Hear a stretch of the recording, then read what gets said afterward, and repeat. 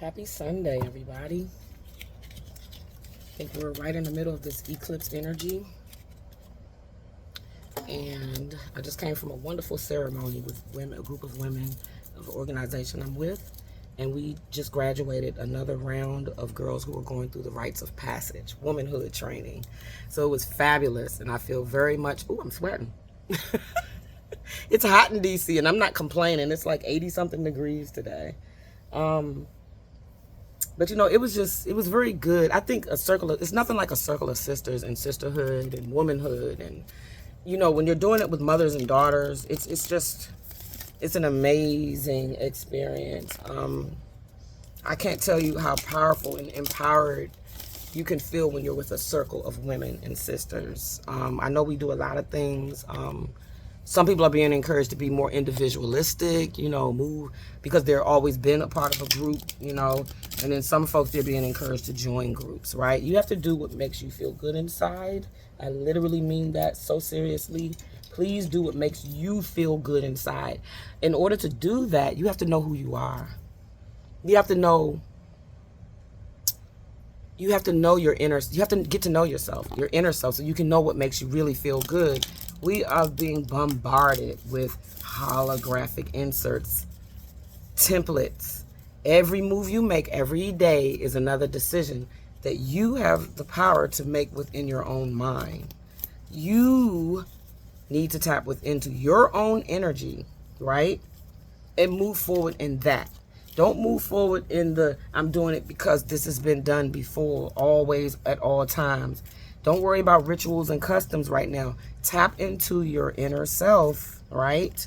And do what makes you feel good.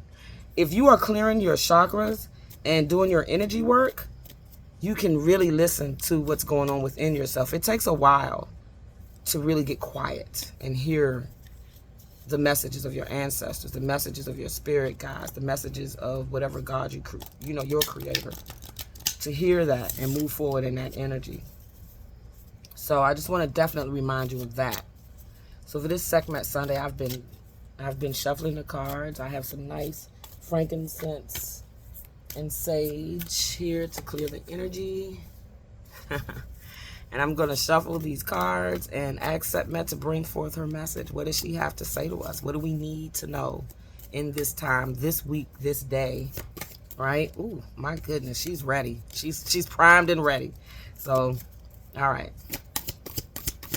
So as I shuffle, just reminding you to tap within. So 2 cards came up. Great One of Magic and the One Who Loves My Art. And I think because they were turned the other way already, that's why they came out. So, and I pulled those 2 cards literally the last 2 weeks in that order. So we're going to go back in and ask SEKHMET for a different message. Is that really the message she wanted, or was it just because the cards were turned face up? So sorry, I didn't check my deck before I dealt.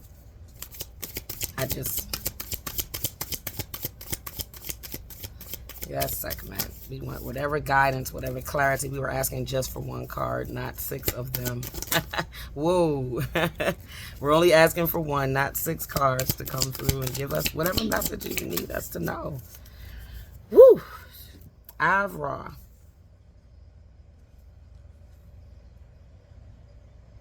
I just took these earrings off. Ra. The source of power. 1. Next week, I will not be able to pull cards. I'm at an event. So this is this week. Ra. This is next week. The source of power. 1. Okay? So I'm going to read the first one. Ra. Okay. Here's my book. All right, let's see what SEKHMET has to say. She's always bringing these wonderful messages to us, and however you receive it is the way you're supposed to get it. The Ra is one of the all-seeing eyes. They represent the eyes of the Most High, who is omnipresent. That means always there with you, always within you and around you, guiding you, protecting you. This card is a reminder to you that all is seen. There's nothing that is not seen. Everything you do is seen by someone, even when you think no one is looking. We always used to say that about our kids, that they're always watching us, right? So the things you think you're doing in the dark or not, they know. And that's just with life in general. Everything done in the dark will come to light at some point in time. The Most High is watching. Your spirit guides, your ancestors are always watching. They're always with you. There's nothing outside of yourself. So everything you think you're doing in secret, your essence knows this. So it's not really a secret. This is why you're never alone, because your essence is always with you. All those things that we called on, the Most High, the ancestors, spirit guides, they're always with you. They're within you. They're not outside of you. Remember that everything you do comes back to you. Karma and reciprocity are real whether you believe it or not. Ra, the all-seeing eye, is watching us all. Do not sow seeds of regret. Do not do anything that you will regret later. Do not do things that you will have to apologize for. And make good choices for yourself today and every day. Now, this is not to say that you will not do these things. You will have regret. You will do things that you will have to apologize for. But when you drop into your heart space and stand in that energy, stand in the energy of humility, know that you are always being watched, and it's not a fear thing. It's not a religious thing. It's just spirit. It's just energy. Okay? It's just energy. Okay? Your energy. Alright? So, assignments for the Eye of Ra is make a list of people that you hurt in the past, right? And then once you make that list, ask for forgiveness for them and for yourself. You don't have to go to them. You just do it, right? Find a way to make amends for your actions to those you hurt or someone close to them, right? It's the Ho'oponopono again. It's the forgiveness. That is the highest form of love to me, is forgiveness. Say these affirmations daily. I take accountability for myself, for all mistakes that I have made. I learn from my mistakes. Mistakes are lessons. So I'm going to say lessons, right? I release any and all pain from those who have hurt me and who I have hurt.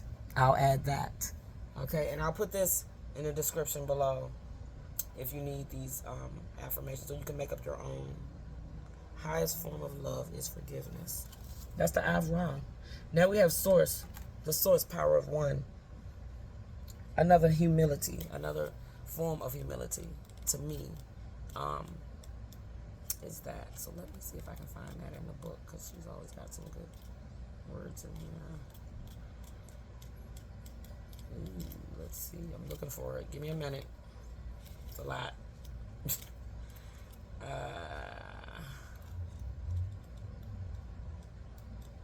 So, of course, just looking at this power of one, I know that we all think that we are separate, right? We're individual. But even in order for you to express your individuality, there is a coming together in that, right? There is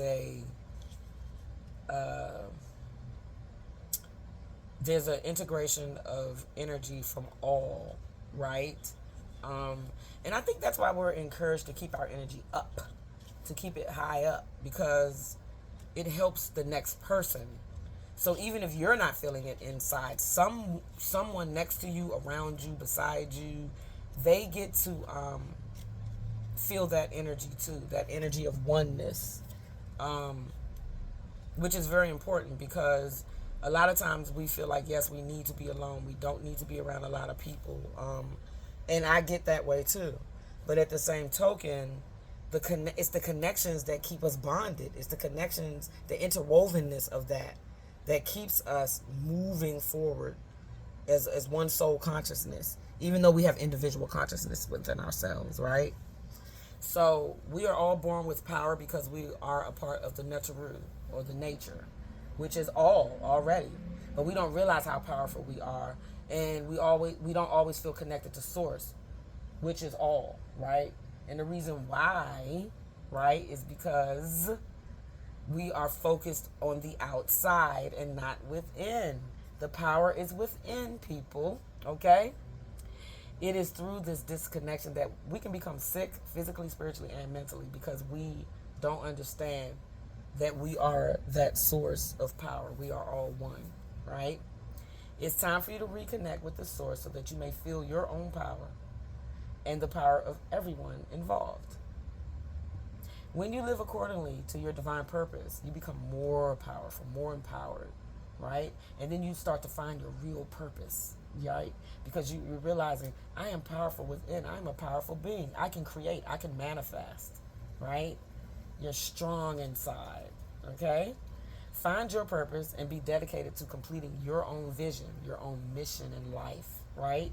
And it can change. It doesn't have to stay the same. It can change over time, all right?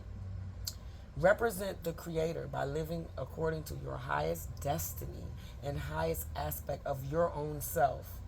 Because that's, when you do that, you're operating on a vibration and a frequency that connects with others that are doing the same. And that in itself becomes the power, right?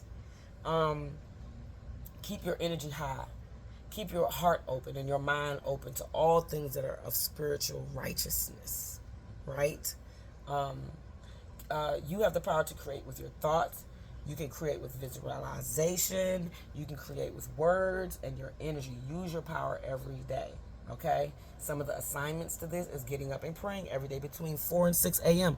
I don't know any culture, spirituality, or religion that does not tell you to get up early and pray.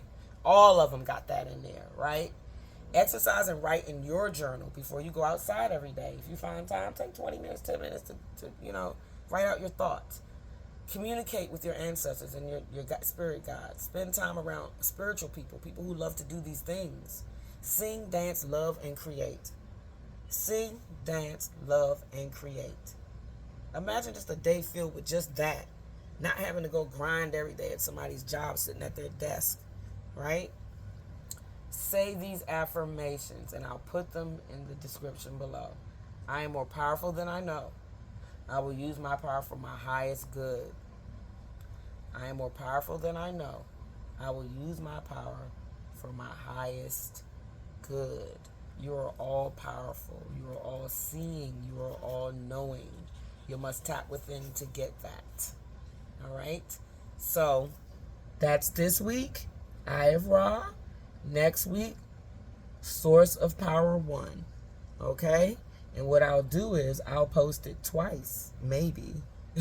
Now, I'll just post it once and just let you know that this is for the next 2 weeks. Next Sunday, I will not be doing SEKHMET Sunday. I'll be communing with SEKHMET and all the powerful women who are graduating these girls through a rites of passage womanhood training. So, I love you all so much. Take time to do what makes your soul happy. I am so grateful that you just took just a little bit of time to join me today and hear the words that are coming through, the messages from my aunt and SEKHMET. Be happy, be light, be love. Namaste, Necilia.